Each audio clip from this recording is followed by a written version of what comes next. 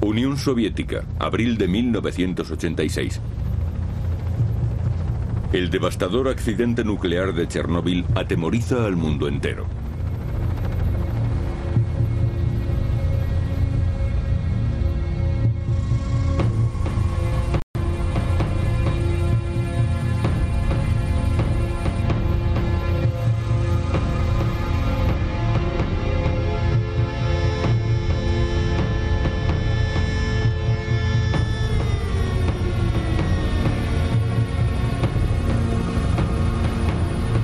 Los soviéticos, sin embargo, tardan bastante tiempo en comunicar la noticia a la población. Durante las primeras 48 horas, los ucranianos reciben información solamente de las emisoras de radio occidentales. Radio Liberty fue la más escuchada, más que la BBC, La Voz de América, Radio Europa Libre, Deutsche Welle y, por supuesto, la televisión soviética.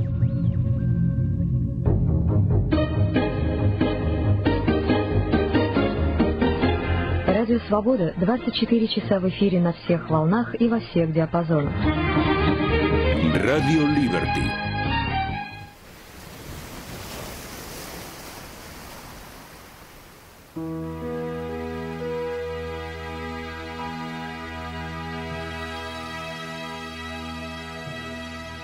De los ucranianos que escuchaban Radio Liberty en aquellos dramáticos momentos, muy pocos imaginaban que la emisión procedía de una playa solitaria de la Costa Brava.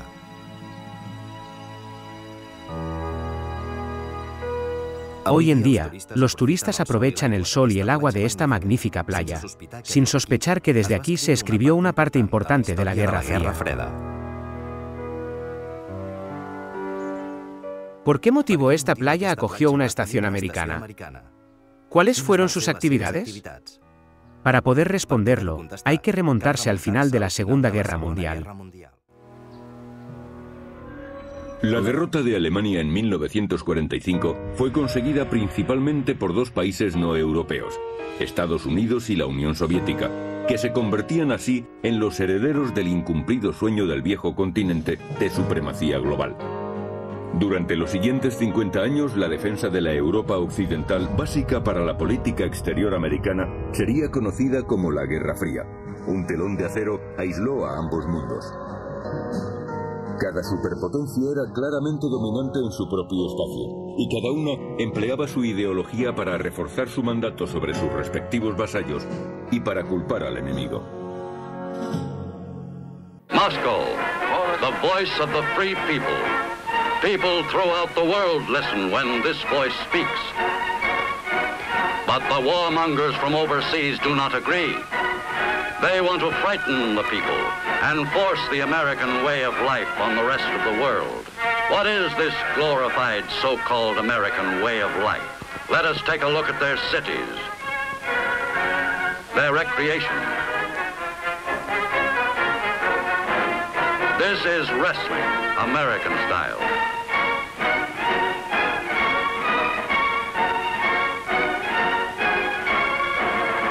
As a signal for terrorizing honest people, these gangsters, who are spread widely throughout the United States, set fire to a cross.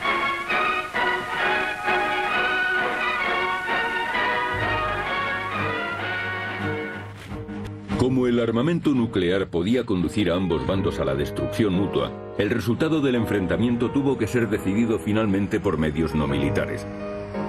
Considerando todos los aspectos, la única forma práctica de perforar el telón de acero y emitir noticias era la radio. Estados Unidos tenía 3 emisoras de radio en el extranjero: La Voz de América, la emisora oficial del gobierno, Radio Europa Libre y Radio Liberty. Se suponía que las 3 eran independientes. Radio Europa Libre estaba enfocada hacia los países de la Europa Oriental, mientras que Radio Liberty estaba dirigida a la Unión Soviética.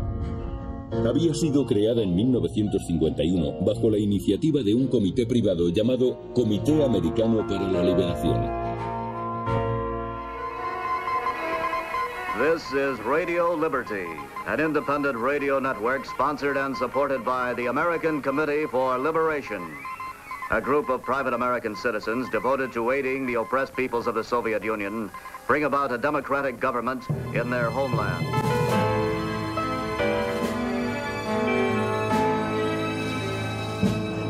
La historia auténtica es que tanto Radio Liberty como Radio Europa Libre recibieron al principio fondos de la CIA.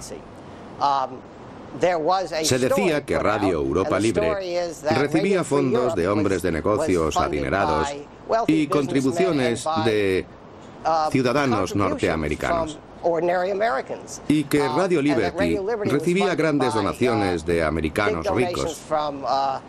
Esto era completamente falso. Era la CIA la que proporcionaba casi todos los fondos para ambas emisoras de radio. Las emisiones por radio eran un arma, y al ser utilizadas contra el enemigo se convertían en armas de guerra. En esta particular guerra en las ondas, los soviéticos no tardaron en interferir eficientemente las emisiones de Radio Liberty, levantando un muro de 3000 estaciones para impedir que se escucharan los boletines.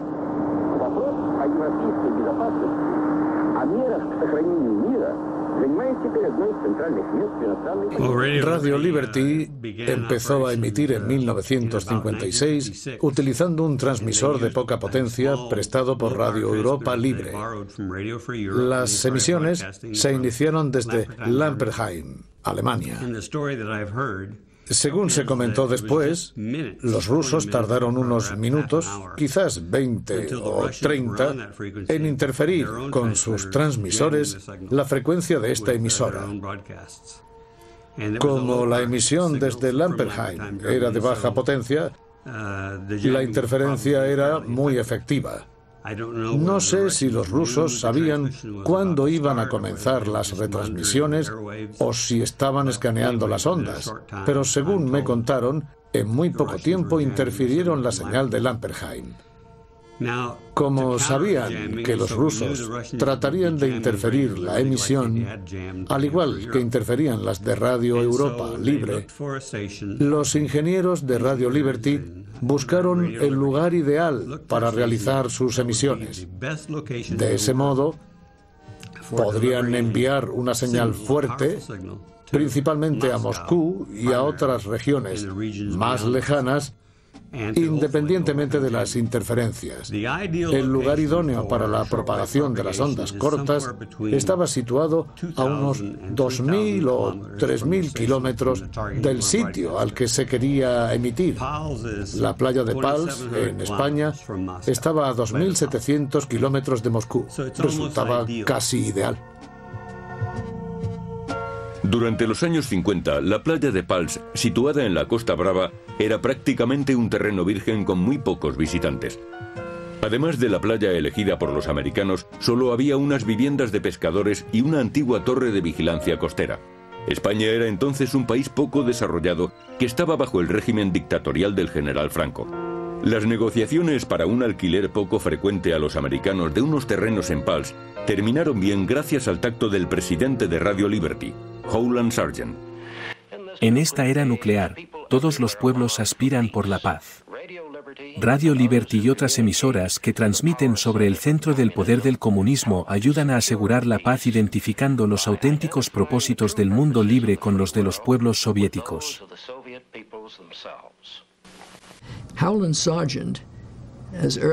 Antes de que Howland Sargent se uniera a Radio Liberty en 1951, fue presidente de la conferencia de la UNESCO en París. En aquel tiempo, España tenía grandes deseos de formar parte de esta organización. Sargent sabía que en Washington pondrían objeciones a la entrada de España,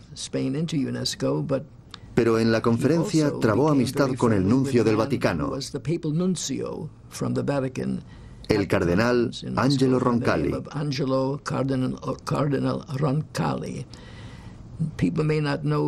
Puede que no se sepa muy bien quién fue el cardenal Roncalli, pero más tarde sería conocido como Juan XXIII. Se hicieron muy amigos y gracias a su influencia se consiguió el voto a favor de la entrada de España. Sargent recibió una nota personal de Franco agradeciéndole su intervención a favor del ingreso. Sargent guardó esa carta Y cuando fue a España pidió una audiencia con Franco, con el propósito de convencerle de que su gobierno les vendiera o alquilara una finca en la Costa Brava. Una cosa condujo a la otra, y finalmente, gracias a Fraga Iribarne, ministro de Información y Turismo, a quien yo había conocido en Nueva York, se consiguió el lugar para instalar los equipos de la emisora. En nuestras emisiones siempre tuvimos mucho cuidado con lo que decíamos de España. Por supuesto, hablábamos de ella, pero no queríamos tener problemas con su gobierno, así que éramos muy diplomáticos. Lo paradójico fue que buscando un lugar para asentar una emisora de radio llamada Liberty, Libertad, los americanos ignoraron la ausencia de ella en España. Me dijeron que se hacía allí y me pareció en aquel momento la Guerra Fría un instrumento muy importante. Mis relaciones eran puramente de cortesía, ocasionales, de una visita que hice allí en algún momento que él quiso verme en Madrid, pero eran relaciones absolutamente cordiales y superficiales.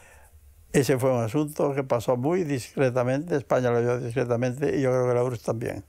Sabía que no podía evitarlo y punto.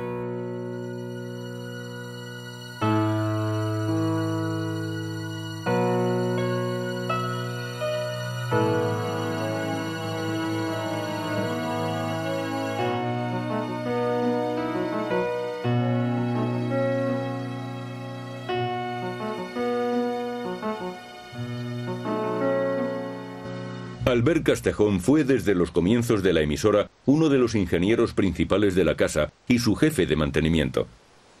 Acababa de terminar la carrera cuando vio una oferta de trabajo en un periódico y presentó una instancia. Como inicialmente el trabajo consistía en construir una emisora de radio, creyó que trabajaría allí un par de años. Pero su salario era el doble del que pagaban en Barcelona. Así que permaneció en la empresa hasta la jubilación.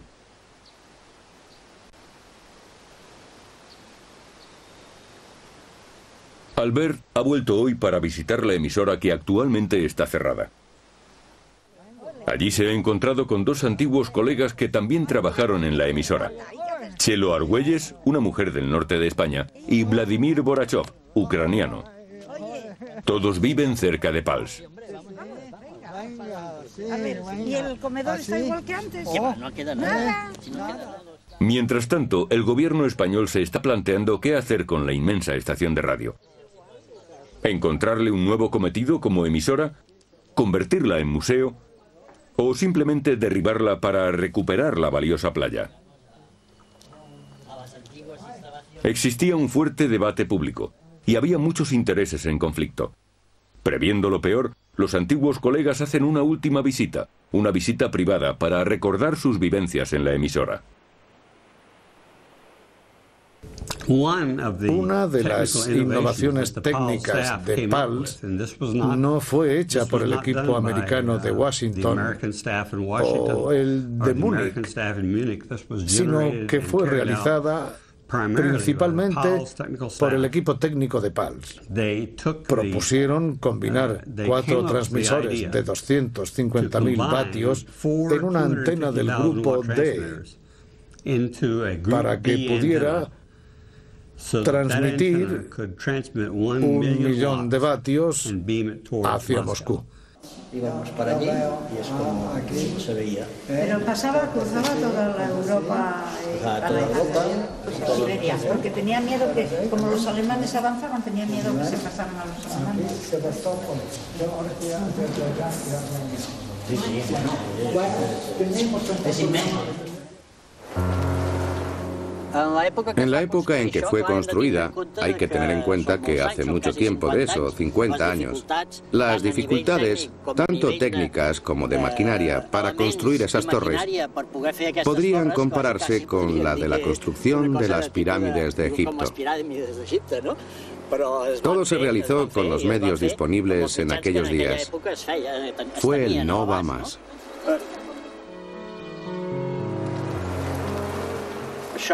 El material se trajo en camiones, que en aquel tiempo eran mucho más pequeños que los actuales. Los tramos de las torres medían 7 metros cada uno. Por eso necesitábamos camiones que pudieran transportar aquellas secciones de 7 metros. Vinieron de Barcelona y tuvieron dificultades para pasar por ciertos lugares, porque eran muy grandes y largos.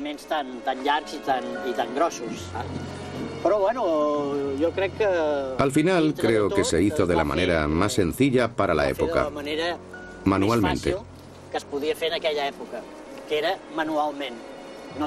No se disponía de los medios técnicos, era una cuestión de fuerza humana e ingenio.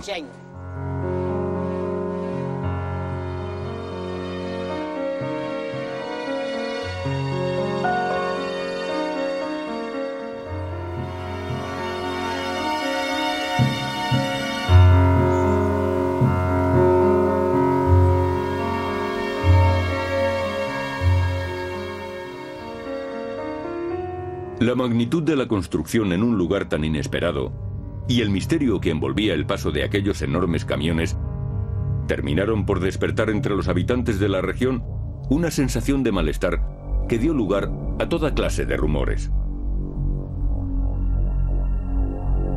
Una vez que publicó la revista Destino, Misterio en la Costa Brava.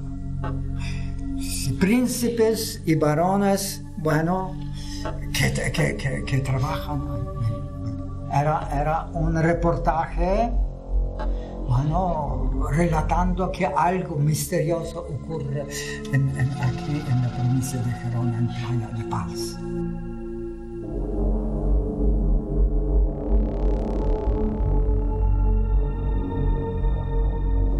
Se creía que eran juegos de guerra, cosas muy extrañas. La gente no sabía lo que estaba pasando. Hablaban y decían, deben ser misiles. ¿Será una base para esto o aquello? No sé. Se especuló mucho sobre el tema, sobre si sería una base de submarinos. Se decía que tendría unos búnkeres para que atracaran los submarinos. Sí, decían que era para que entraran por debajo. Decían que había una base de submarinos. Sí que es cierto que los lampistes, cuando feien las instalaciones de la casa, Sí que es cierto que los electricistas, cuando hacían las instalaciones de las casas, oían la radio y oían las emisiones en ruso sin saber por qué. Yo tampoco sabría explicarlo científicamente, pero por lo que parece la radiación de las emisiones pasaba a la instalación y a través de una simple bombilla podías escuchar lo que se estaba transmitiendo. De las instalaciones y a través d'una simple bombeta podies escoltar les emissions que feien en l'emissora. Algunos decían que aquí había claves secretas para lanzarlas a los contrarrevolucionarios rusos, o a los que eran contra el régimen soviético. Después, por Bagur se corrió de que las antenas eran rampas de lanzamientos de misiles. Bueno, se decía de todo, ¿no? Fuimos 5 o 6 que vinimos de visita, y la verdad es que nos atendieron de maravilla. Pudimos comprobar que la leyenda urbana no era lo que habían explicado. Todos eran muy amables, era gente normal que hacía cosas normales, comer, beber. La verdad es que me hizo mucha ilusión. Si bien los rumores carecían de fundamento y que la playa era frecuentada por los nativos, y cada vez por más turistas sobre la estación, siempre pesó un constante recelo, y siempre había alguien dispuesto a imaginar alguna teoría nueva. Estábamos en la playa y detrás se pusieron una pareja mayor de personas que hablaban inglés. No sé si eran ingleses o no, pero hablaban inglés. Y vino el señor de los que vendía los cocos y los caramelos y todas estas cosas. Y con un inglés, español, mezclado y malentendido, le preguntaron qué eran esas torres.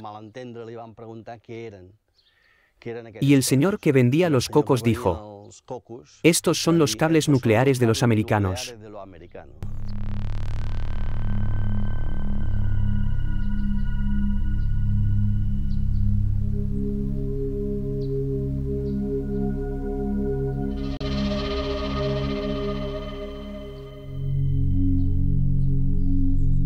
La emisora acabó siendo un complejo con todas las facilidades necesarias para operar independientemente del exterior.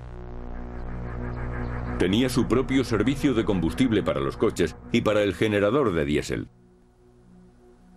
Pero como los suministros eran comprados en los pueblos vecinos, todos salían ganando. La gente de la comarca que trabajaba era en trabajos complementarios, desde la jardinería hasta la electricidad, obras, carpintería, de todo. Y había incluso, que yo recuerde, un par de ATS y un par o tres de médicos. Era como si aquí se hubiera instalado una gran empresa que tenía una serie de trabajadores a los que les pagaba muy bien y que eso era positivo para la comarca.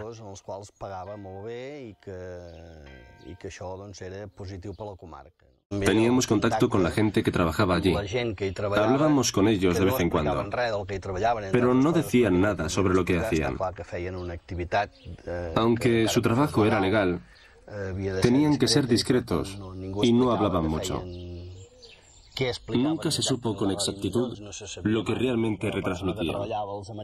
Se miraba a los que trabajaban con cierta envidia, porque tenían un trabajo y un sueldo seguro. Estaban bien pagados, lo que obviamente repercutía en su vida personal. Civil, no? És d'una persona que es podia comprar podían comprar determinadas cosas, permitirse ciertos placeres. Para los que trabajaban en fábricas o en el campo, la vida era un poco más complicada.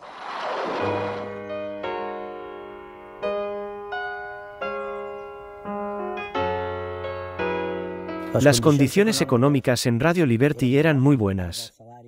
Aparte del salario, existían unas condiciones de ayudas familiares, como podían ser para estudios de los niños, que pagaban parte del colegio. Luego los pisos, los alquileres de los pisos, que también pagaban parte. Luego había unos seguros muy buenos y esto hacía también que la vida y el trabajo fuera mucho más agradable. Y mejor económicamente, claro. Era curioso que para los de pueblos cercanos como Palamos o Palafrugell, cuando se referían a los que trabajábamos en la emisora, éramos los de Pals. Se oía, esos son los de Pals, he alquilado un piso a uno de los de Pals, he vendido la carne al de Pals, o sea, nosotros éramos los de Pals, y para los del pueblo de Pals, éramos los que trabajábamos en los americanos. Y, por tanto, nos cobraban siempre, yo creo, algo más que la gente del pueblo. Para nosotros era toda una novedad que Radio Liberty proporcionara transporte a los trabajadores porque ahí no era habitual. La gente trabajaba en una industria de la misma población o en otro sitio de la comarca, pero solía desplazarse por sus propios medios. Por tanto, ver que había una sarfa que paraba expresamente cada mañana, cada mediodía y cada noche para recoger a la gente y llevarla a la emisora y a toda la comarca, esto era casi una novedad.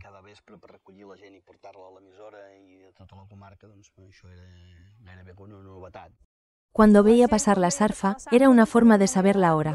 Recuerdo a la abuela en casa que, si veía la tarde la sarfa, decía, mira, ya son las 4, ya pasa la sarfa de los americanos. Las antenas estaban repartidas a lo largo de toda la playa de Pals. Y cuando tú decías, bueno, nos veremos mañana en la playa, decías sí, ¿dónde? Pues en la primera antena, en la segunda antena, o entre la primera y la segunda. Las antenas han servido toda la vida, sobre todo en la época más turística y en los últimos años sobre todo, que la playa haya tenido una gran afluencia de gente, sobre todo de gente nudista, que las utilizaba como referencia para quedar.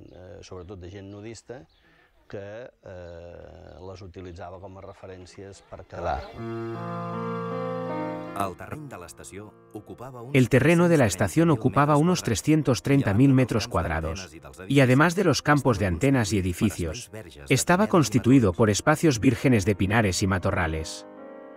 Este hábitat totalmente preservado ha visto crecer especies vegetales únicas y fauna como conejos y serpientes.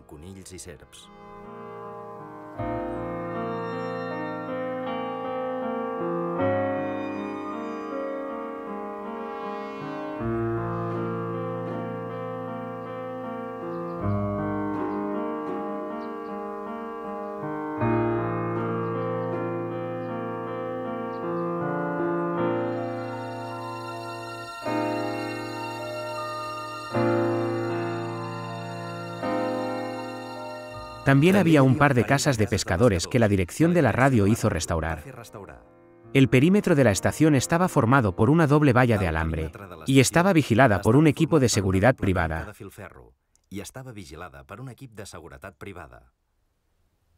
Estas particularidades hacían que algunas personas la confundieran con una base militar, pero, en realidad, ni en la estación había ningún soldado ni la emisora tenía ningún vínculo con ninguna autoridad militar, ni ningún tipo de dependencia. En cambio, era mucho más desconocida una pequeña base americana situada sobre el Estartit. Era una base del tipo Loran, dedicada a la transmisión continua de una señal de navegación por las flotas americanas, y consecuentemente, dependía de la Navy. Esta base, con una veintena de militares, no tenía ninguna relación con Radio Liberty. It's early morning along the rugged Costa Brava, the Mediterranean shore of Spain. Past a 2,000-year-old Phoenician lookout tower built to guard against pirates, a Spanish antenna tower technician hurries to get to work on time.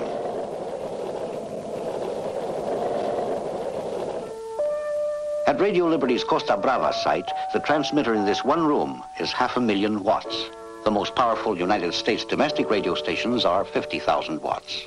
And the huge power plants to keep all this equipment operating form another part of the solution. La emisora de Pulse tenía 6 transmisores, 4 grupos de antenas de cortina a lo largo de una playa de 1,5 kilómetros y enfrente, el mar como espejo. La estación se equipó con la tecnología radiofónica más avanzada del siglo XX. Si bien cuando inició las emisiones, el 23 de marzo de 1959, previstas para las 3 de la madrugada, hubo un pequeño percance en la sala Ampex. El que lo pulsó fue un señor que se llamaba Blasco. Él mismo lo contaba así, que pulsó en lugar de fast play, pulsó rewind, que es para atrás, para rebobinar. Y la cinta tiró para atrás, pero yo creo que fue menos de 5 minutos, ¿no? No, pero se salió a las 3 y 5. Ah, salió y 5. Bueno, pues entre eso y los nervios que tenían, porque aquí había una expectación, estaban todos esperando, pendientes, y la cinta para atrás, ¿no? Claro, entonces se salió del carril, entonces se tuvo que estirar, pasar por los rodillos, volver a empalmar, ponerla a punto, escuchar bien dónde empezaba. Claro. La potente señal de 1 millón de vatios, con un ángulo óptimo de 4,3 grados, rebotaba en la ionosfera y llegaba hasta Moscú. A continuación rebotaba de nuevo hacia Siberia y finalmente daba la vuelta alrededor del planeta hasta ser recibida en una pequeña garita construida estratégicamente a unos kilómetros de la estación. Las propiedades de la propagación por la ionosfera cambian durante el día. Determinadas frecuencias se propagan mejor por la mañana, otras a lo largo del día y algunas por la noche, desde el oeste hacia el este. Ciertas frecuencias no pueden ser interferidas a algunas horas desde el este hacia el oeste porque no pueden propagarse.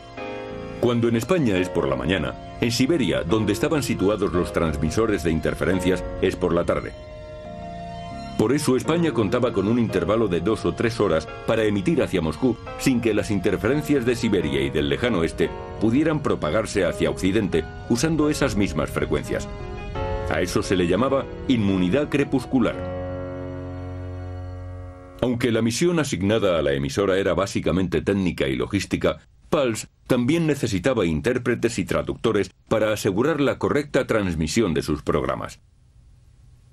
La selección del personal por parte de los norteamericanos era una tarea delicada, ya que los posibles candidatos que vivieran en una España dictatorial y que tuvieran alguna conexión con la Europa Oriental o la Unión Soviética podían ser simpatizantes secretos de Rusia o realizar operaciones de espionaje a favor de los soviéticos. Por tanto, las entrevistas se realizaban con discreción en el Hotel Hilton de la Castellana en Madrid. Un día yo estaba en casa tranquilamente y leo un anuncio en el periódico que dice: se necesitan traductores, Costa Brava, presentarse en Castellana Hilton. Pues claro, me presenté y allí nos hicieron una prueba de traducción del ruso al español y del español al ruso también. Llegué a Castellana Hilton, pero procedía desde Ucrania, atravesando Checoslovaquia, Alemania.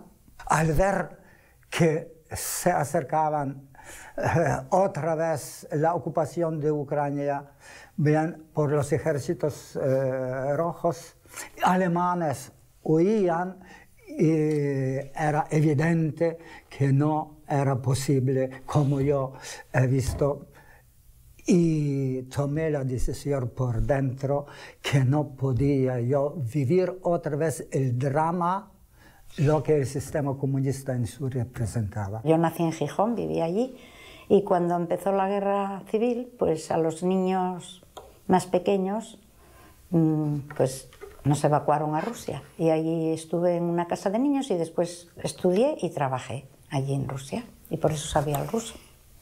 No dije ni a mi madre, ni a mi padre, ni a mi íntimo amigo que yo tomé decisión de salir de Ucrania. Cogí mi violín, que era al lado de lo que era afición, y atravesé con esto bien hasta Alemania, e intentaba allí continuar estudios y cosas, hasta llegando a España, donde recibí una beca que era una suerte. Había un jefe americano muy simpático que se llamaba Scott, y cuando se trataba del texto, que nos dio un texto, ponía, habla Radio Liberty, aquí Radio Liberty, en ruso, Gavarit, Reyestances, y yo le pregunté, digo, oiga, ¿esto qué es? Dice, una emisora, digo, es de propaganda, porque si es antisoviético yo no quiero ir, porque claro, toda mi educación y tal, yo lo veía solo blanco-negro, antisoviético no. Y efectivamente, al llegar a la emisora, aquí de Radio Liberty en Pals, bien, pues me sentí como si fuera a Ucrania, porque al lado de toda identidad ucraniana estaba en las cintas cada día que salía. В ефірі українська програма «Радіо Свобода».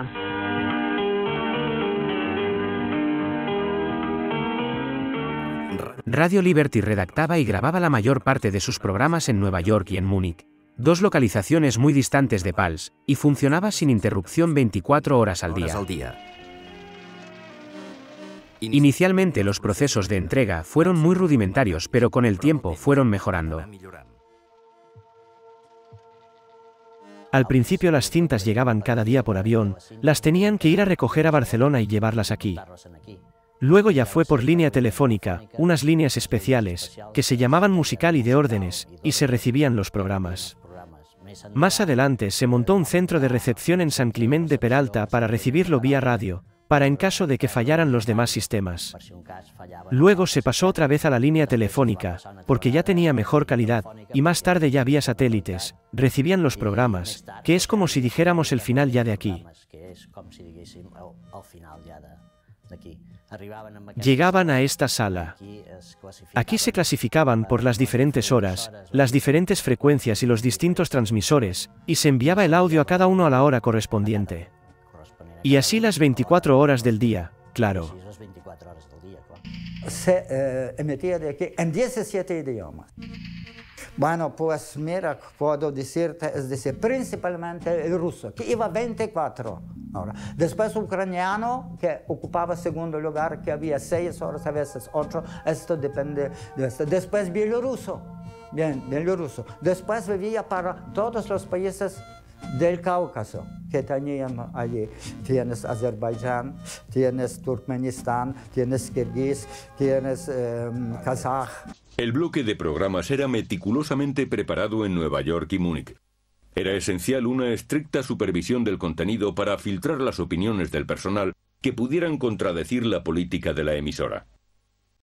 Por ejemplo, en Radio Liberty hubo un tiempo en los años 70 y a principios de los 80 en que había algunos rusos antisemitas. Desgraciadamente, el antisemitismo había existido desde hacía mucho tiempo en la Rusia zarista, en la bolchevique y en la de entonces, que se suponía que era la Rusia libre. Algunas de estas personas manifestaban pensamientos antisemitas personales. Por eso, si no se examinaban cuidadosamente los programas antes de emitirlos, no se descubrían estos mensajes. Establecimos una vigilancia antes de cada emisión para impedir ese tipo de propaganda.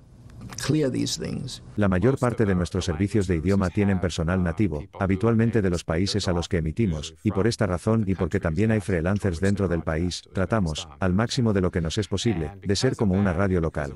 Damos una gran importancia a las noticias locales, originales, del país y también damos mucha importancia al acento.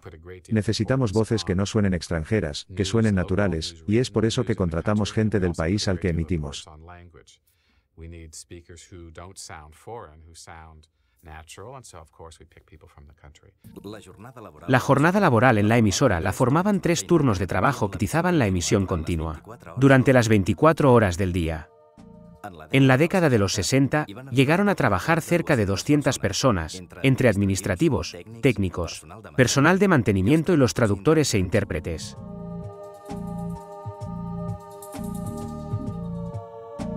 Era un mundo pequeño que celebraba el 4 de julio y el Día de Acción de Gracias, pero al mismo tiempo también celebraba las fiestas españolas.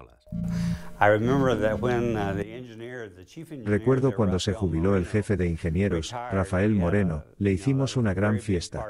Había estado en la estación prácticamente desde los inicios. Fue el jefe de ingenieros y organizamos una agradable comida fuera de las instalaciones, no recuerdo el nombre del lugar, pero sí que fue en algún lugar cercano. Éramos una familia más bonita que conozco en el mundo. Aquí había de todas las ideologías, de todas. Había desde derecha a derecha que algunos jefes, había sindicalistas, había socialistas, y él un día me dijo, un día Ucrania, esto sí que me acuerdo, un día Ucrania será libre. Y yo digo, uy, esto tú no lo verás como tus propias orejas, que era lo que decía Stalin a los que represaliaba, Decía, tú la libertad no la ves ya. Y él y yo discutíamos muchísimo de política. Pasa que además de lo que era el trabajo en sí, teníamos muchísimas actividades. Teníamos una biblioteca. Después, aparte de esto, iban a jugar muchos al tenis, incluso hicieron un partido de fútbol entre un grupo y otro. Luego celebrábamos todas las fiestas de Navidad, una hermandad total, con una gran comida y una confraternidad. Invitábamos a los que ya se habían jubilado otros años. Y no, la relación era muy buena, Incluso había que había teatro, que yo bailaba chumac, ¿no te acuerdas? Hicimos obras. Y teníamos el padre Eire, que estaba, sí, adjudicado a la empresa y en nómina de la empresa, un cura que era de Galicia, se llamaba Eire, Emilio Eire, y era muy majo. Que fue el que me casó a mí. Vino de Galicia a casarme a mí, porque yo me casé con uno también de aquí de la empresa, de transmisores. Era admirable la convivencia. Creo que en la emisora no hacemos editoriales, no radiamos puntos de vista del gobierno americano, lo que tenemos son recopilaciones de prensa e intentamos radiar opiniones diversas de un mismo tema, una variedad de puntos de vista entre la gente que participa, uzbecos, rusos o ucranianos, es un objetivo que nos imponemos y que creo que logramos ampliamente. Primero, cada hora se dividía en unos bloques, ¿no? Empezaba la sintonía de Radio Liberty, que era un himno antiguo ruso. Estaba tomada de un himno antiguo ruso. Después había 10 o 12 minutos de noticias, que es así que cambiaban cada hora. Después había eso se llamaba N. Después venía Y, que era revista de prensa, unos cuantos minutos, y corresponsalías de cualquier país del mundo, de cualquier capital, dependiendo de dónde estaba la actualidad, claro. O bien que fuese un tema cultural o folclórico, o deportivo, un acontecimiento deportivo en cualquier sede. Y la segunda, un tema que podía ser pues, muy distinto, económico, cultural, literario, pues deportivo, de cualquier tema soviético o del extranjero. Había un espacio dedicado a cartas de los radioyentes, que esto era muy interesante y ese lo teníamos cada día y con mucha atención. Nos dimos cuenta de que si alguien quería escribir a la dirección de Radio Liberty en Múnich, Los censores romperían las cartas y arrestarían a los remitentes si los descubrían. Por eso ofrecíamos lo que llamábamos direcciones de conveniencia, pertenecientes a personas que vivían en diversas ciudades de la Europa occidental. Si les escribían a ellos, era posible que los censores, que tenían mucho trabajo, dejaran pasar las cartas creyendo que no había problema. Sobre todo después de la muerte de Stalin, porque la censura se fue relajando desde entonces. Había preguntas de toda clase, y no solo preguntas, sino peticiones. Por ejemplo, pedían que leyéramos sobre todo fragmentos, o si podía ser entero, pues publicaciones que allí no se editaban oficialmente y que se difundían a través del samizdat, o sea, con multicopias y todo esto. Y libros que allí estaban prohibidos, por ejemplo, que te diría, de soviéticos muchos, Pasternak, Solzhenitsyn, y del extranjero, por ejemplo, este que hablamos el otro día, de Santiago Carrillo, Eurocomunismo y Estado. Era una crítica en la que yo hablaba de la existencia de un sistema que formalmente, en algunos aspectos, se parecía al fascismo. No era una dictadura del proletariado, sino una dictadura sobre el proletariado. Hombre, si hubiera sabido que lo iba a dar, lo iba a transmitir Radio Liberty, a lo mejor no lo hubiera escrito. No lo hubiera escrito, pero ese libro yo lo escribí sobre todo para los españoles, tuvo una gran trascendencia. Comprendo que Liberty utilizara ese libro contra el sistema soviético, lo comprendo, pero ese libro estaba hecho no para destruir a la Unión Soviética y para destruir el sistema soviético, sino para la democratización de ese sistema. También se emitía música. Al principio, Radio Liberty no podía retransmitir esos programas porque las interferencias eran muy molestas para la audición musical. La emisora de Pulse, con su potencia, solucionó ese problema. Quizá por eso la estación apareció en la portada de una grabación improvisada de la orquesta de Benny Goodman, hecha para el programa The Jazz Hour. La música desempeñó un papel importante en Radio Liberty.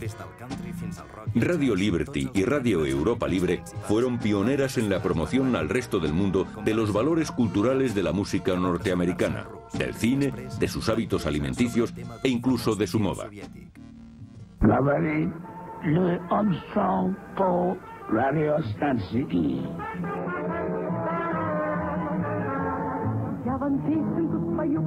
Yo creo que la labor más importante fue la informativa y el hacer despertar un poquito a la gente, no para destruir el sistema que tenían, que esto yo no creo que fuese la misión, sino para informarles de cómo era su propia vida, cómo vivían sus intelectuales perseguidos, no sabían ni siquiera que por cualquier disidencia pues se iban a la cárcel. Tenían el Pravda y el Izviestia. Y el Pravda quiere decir verdad, Izviestia quiere decir noticias. Y la anécdota que corría era, en el Pravda, o sea, en la verdad no hay noticias y en las noticias no hay verdad. Nuestra política tenía el apoyo del gobierno americano. El objetivo de nuestra emisora era contar la verdad, diciéndole a la gente cómo podría ser su vida si tuvieran libertad de religión y de expresión. Mire usted, los pueblos soviéticos, los rusos particularmente, eran gente muy patriota, e incluso aunque no simpatizaran algunos con el sistema, tampoco les gustaba que desde el exterior, y menos la superpotencia rival, viniera a decirles lo que tenían que hacer. Si había alguna especie de propaganda, era tan sutil que era, por ejemplo, cómo vive un granjero americano, cómo pasa el día, o cómo su nivel cultural, o cómo es las universidades. Este sentido, para que ellos también se enteraran cómo se vivía en Occidente, ¿no? Más bien era un poco sutil la propaganda. A partir de los años 70 contamos con un organismo nombrado por el gobierno que se llama BBG, Broadcasting Board of Governors, y su misión consiste en asegurarse de que no hay influencia gubernamental en nuestras noticias y emisiones. Por lo tanto, mientras que el Congreso de los Estados Unidos nos puede decir que emitamos sobre Afganistán, es exclusivamente nuestra responsabilidad, de acuerdo con el board y con el dinero del gobierno, cómo hacerlo. Pero en términos de contenido de la programación no hay influencia alguna del gobierno americano.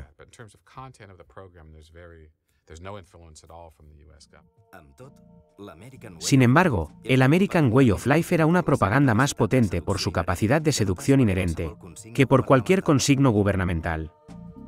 Radio Liberty y Radio Free Europe fueron propagadoras potentes de estos valores en el bloque oriental. Música, cine, ocio, hábitos alimenticios o moda. Y estos valores también influyeron en el Baix Empordà. Recuerdo que en el colegio, los hijos o familiares de los que trabajaban en Radio Liberty siempre aparecían con algo interesante.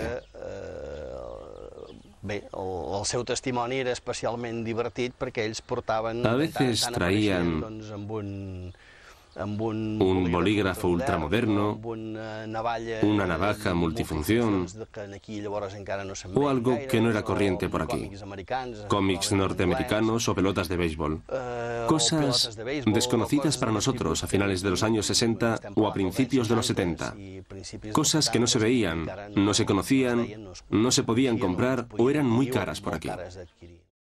En 1975, Radio Liberty se encontró ante un grave problema, la muerte de Franco. Críticas cada vez más contundentes de la sociedad española empezaron a caer sobre la estación.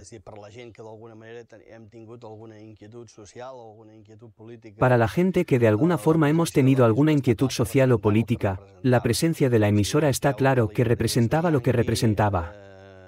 Es decir, el pie del imperialismo yanqui en la España franquista, a través de acuerdos de amistad para poder realizar una actividad anticomunista. Representaba esto y contra esto se luchaba. Y yo recuerdo que en la universidad, por ejemplo, cuando se hacía la relación de actividades yanquis a denunciar y quejarse, entre ellas estaba, evidentemente, Radio Liberty. Para mí era incomprensible cómo en España, que iba a la democracia porque Franco había muerto, claro, y primero lo que los partidos políticos surgieron y se lanzaron todos contra Radio Liberty para cerrarlo. Y venían aquí los corresponsales, entrando en el Campex, tenían la ansia de cerrarlo. Yo digo, pero hombre, os duelen estos torres soberbios, pero lo importante es lo que sale de estas torres, es el contenido. Y digo, ¿cómo no podéis oír los programas de lo que sale? No podéis saber lo que es Radio Liberty. Entonces ponéis antenas contra los pueblos de la URSS. Yo digo, os habéis equivocado, porque debías haber titulado Antenas de paz, de Radio Liberty, son antenas para los pueblos de la URSS. Desde 1975 hasta casi 1990, emitíamos desde PALS sin un contrato oficial. Seguíamos funcionando de acuerdo con el antiguo contrato que ya había expirado. A las autoridades españolas no parecía importarles aquello. A las norteamericanas quizás sí, pero estaban conformes con la situación siempre que se les permitiera seguir emitiendo. La propaganda del estilo de vida americano podía ser sofisticada, incluso imperceptible, pero durante los años 70, un grupo de senadores dirigidos por J.W. Fulbright trató de clausurar Radio Europa Libre y Radio Liberty, pidiendo literalmente que se arrojara esas emisoras al basurero de la historia como reliquias de la Guerra Fría. Varios años más tarde, el Congreso tomó la decisión de que no habría más fondos de la CIA y que Radio Europa Libre y Radio Liberty pasarían a ser agencias semigubernamentales subvencionadas por el Congreso. El estatus de las emisoras cambió y también el antiguo estilo de la dirección. Yo creo que una contribución de Felipe González a la causa de la libertad en el mundo comunista fue aceptar la existencia de las emisiones. No llegó a ser materia de debate público porque todos los grandes partidos apoyaron tácitamente la continuidad de la emisora. Radio Liberty siguió emitiendo durante 14 años más, hasta 1989, momento en que se desintegró el Imperio Soviético. Entonces, Washington empezó a considerar que las emisoras habían logrado su misión y se preguntó si la continuidad de la estación de Pulse estaba justificada desde el punto de vista económico u operativo. El gobierno norteamericano ofreció las instalaciones a otras emisoras aliadas, pero sin éxito. Finalmente, la compartió con Radio Europa Libre y con La Voz de América. La nueva administración del gobierno acabó ganando la partida y el 25 de mayo de 2001, Washington tomó la decisión final.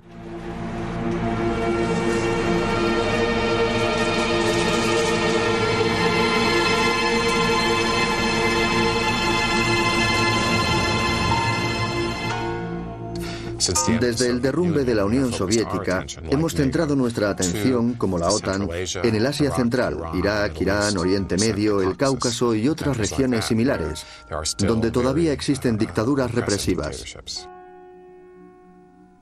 La gente de Washington, mis colegas de la Junta y los de IBB, que estaban a favor del cierre de la emisora de Pulse, me acusaron de vivir en el pasado. Entiendo su opinión, pero creo que yo no vivo en el pasado, sino en el presente.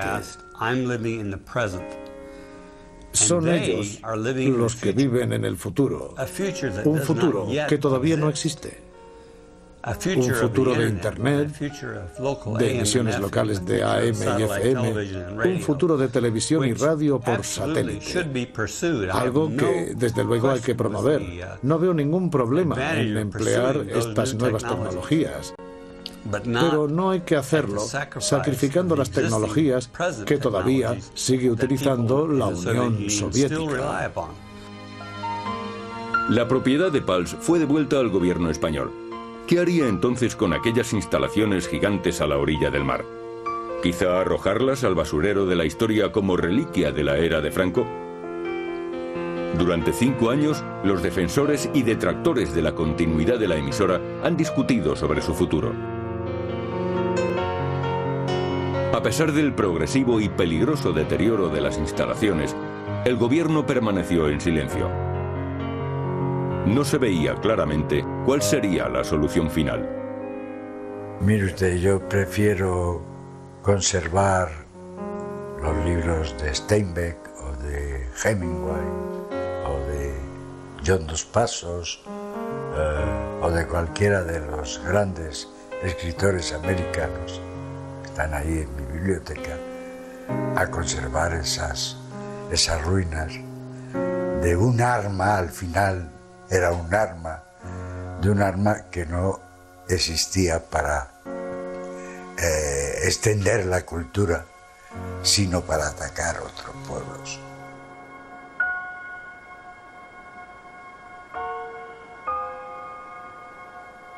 Lo que sí me da pena, que pues no sé lo que hicieron con todo lo que había, porque aquí teníamos una biblioteca preciosa con muchísimos volúmenes rusos. Y había diccionarios. Y diccionarios, y había muchas cosas que por lo menos podían preguntar a la gente si alguien la quería, porque eso fue todo a la chatarra. Tanto el material técnico como que no literario. Y esto porque supervisaba, mirando. Bueno, esto me dio pena. Es decir, esta parte para mí es casi, bueno, un pecado. Bueno, un pecado. Sí, señora. Sí, es que los hay. Sí.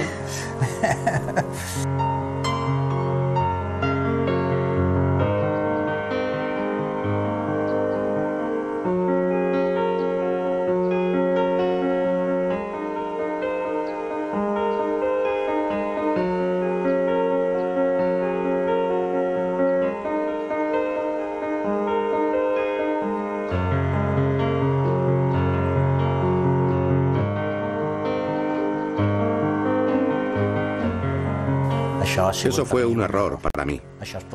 Se podía haber conservado como un museo de la radio, de la pesca o de la flora. Al haber sido una zona cerrada, los animales que hay aquí nunca fueron molestados por el hombre y el personal de la emisora siempre respetó la vida salvaje.